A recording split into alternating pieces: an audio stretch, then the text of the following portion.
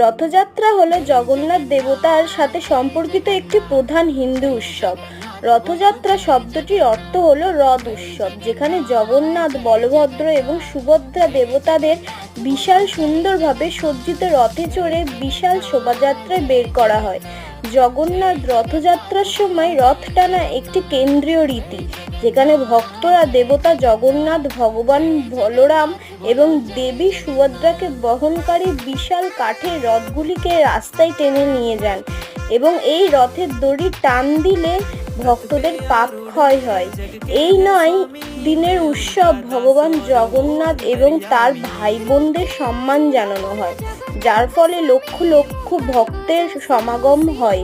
আশীর্বাদ এবং ঐশ্বরিক করুণায় পরিপূর্ণ, আধ্যাত্মিকভাবে পরিপূর্ণ এবং আনন্দময় রথযাত্রার জন্য প্রিয়জনদের সাথে আন্তরিক শুভেচ্ছা জানান।